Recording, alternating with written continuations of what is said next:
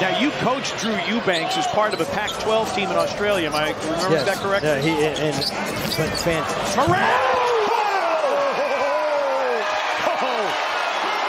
What's going on, NBA fanatics? This is your friendly neighborhood Memphis Grizzlies, home of Memphis X, and I talk hoops. Today, I am talking about the Grizzlies having the best home record in the NBA this season. But first, every hero needs their theme music.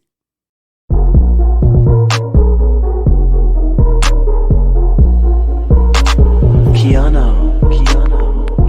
Grizz gang, go hard. Yeah. Baddest in the game, we be on one. I talk hoops, so secure. All up on the court, but we gon' score. Memphis bringing heat straight from Tennessee. Demorant spiking, let's go for he that MVP. This is Memphis X with iTalkHoops. While you are here, please like this video, subscribe to my channel, and hit the bell to be notified every time I drop a video. I have a goal to reach 3,000 subscribers by the playoffs, and I'm going to need your help to get there. Thank you. So this game started out like gangbusters. Luke and Bane came out busting three-pointers, and then Ja Morant uncorked another poster dunk on Eubanks and Shaedon Sharpe. This big, crazy dunk that you saw at the beginning of this video. Yeah, Ja did that. And then it seemed like the Grizzlies thought they were in for a nice, fun day at the park. And they started trying to do everything to see if they can make three-pointers, to see if they can make crazy finishes and all this stuff. And slowly but surely, the Blazers, I wouldn't even say B team, not even C team, their X team came back behind some good shooting and hustle. And they kept this game close until midway through the fourth quarter. Yes, the Grizzlies, once again, look like a team that doesn't know what to do when another team gets physical and makes a run at them. Of course, in this game, you didn't have any Dillon Brooks, but that shouldn't matter against the talent level that Portland put out there. This should have been a 25-point cruise victory where the starters sit out most of the fourth quarter. But they didn't take care of business, so it ended up into a game where they had to win in the fourth quarter.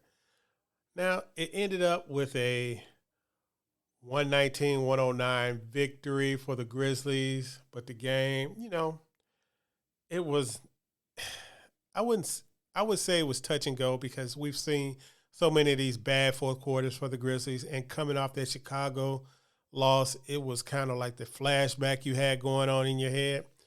But it was good to get out of this game with a win, and the Grizzlies end up with the best home record in the NBA for this season. The Grizzlies ended up their home schedule at 35-6. Nobody else can catch them. They're a good game ahead of the vaunted Denver Nuggets home home advantage. The Nuggets are 33-7. The Grizzlies 35-6. So the Nuggets have one more game at home. The Grizzlies have their last three on the road, including tonight against the New Orleans Pelicans. And we don't know who's going to play. We don't know if they're going to sit people. They still have a 2-game lead over the Sacramento Kings with 3 left to play. So they can't really afford to lose all 3 games. But they only have to win probably one. And I think once they win another game, the Sacramento Kings will take their foot off the gas. But like I said, they're 2 games behind the Nuggets, who got blown out by the Rockets. So, it's a touch-and-go thing. If they would have beat the Bulls, and that Clippers game they gave away would be a very interesting finish to the season. But you cannot go back in time. So in this game, it was another great effort from a guy who's slowly but surely becoming one of my favorite Grizzlies, and that's Luke Kennard. Guy's always playing hard, hustling on defense. He was plus 24 in this game. Jaren Jackson was plus 28. And, you know, it's like this team is just a different team when Jaren Jackson is on the court. Of course, Luke Kennard started because Dillon Brooks didn't play. Desmond Bane had another 30-point game, 30 points, 5 assists, 7 rebounds. He is just blossoming. Ja Morant had a pretty good game. For him, 23 points, 9 assists, 6 rebounds. Ja Morant is going to have to adjust to having teammates that are more capable of scoring than it was early in the season. Jaren, Luke, Bane is a better scorer.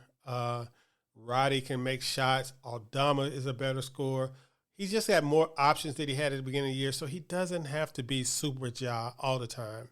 And it is an adjustment period, and he's still adjusting to coming back, from the suspension. And we can see it. But he is getting better every game. Had 2 highlight-level dunks in this game and a crazy block. So he's slowly getting back to being himself. And these things take time. The team as a whole doesn't look like they're really meshing well.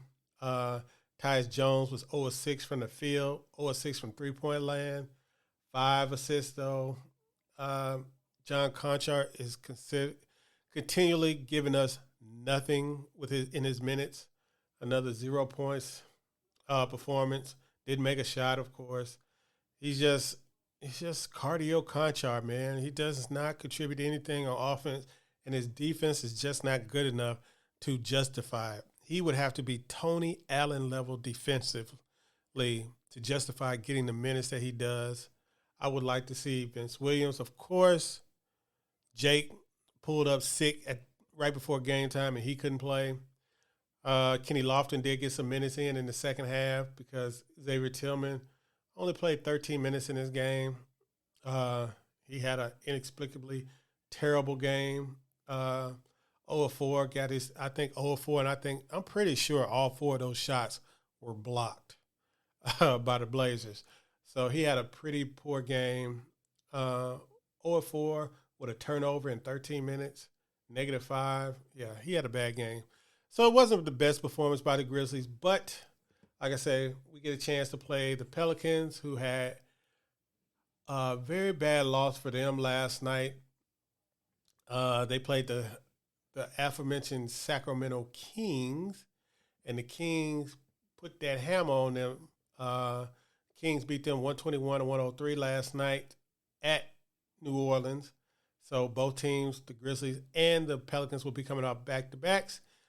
Coming off of the game, but the Pelicans will be at home, sitting at home. So it's going to be interesting to see how this goes. Will the Grizzlies play everybody? Will the Pelicans play everybody? Well, I think the Pelicans have to play everybody because they're fighting for their lives right now in the standings. They are 40-39, sitting at the 8th spot. Minnesota Timberwolves are 40-40, sitting at 9th. So they can't afford to lose this game because you do not want to be in a 9-10 game. You want to be in a 7-8 game if possible. And they have an outside chance if they win these last 2 games or their last 3 games of being in the top 6 because they're still tied. They were 1 game behind the Clippers and the Lakers in the loss column, and they both play each other tonight. So a win tonight will put them at a tie for the loser of that game. So it's an interesting, very interesting close to the Western Conference race, playoff race, the play-in race. The top 4 seeds are set in the West. Nuggets, Grizzlies, Kings, and Suns. So all we're worrying about is who's going to be 5 and 6. And then what order of the play-in games. You still have a chance for Dallas to get in the play-in games. They're a half game behind the Thunder, who lost last night to the Warriors. So the Thunders might just lose out, and the Dallas might get in. Luka said he's not sitting out any games. So we'll see what's going to happen. But like I said, tonight's game should be interesting and fun. So we'll talk about that tomorrow morning. Peace.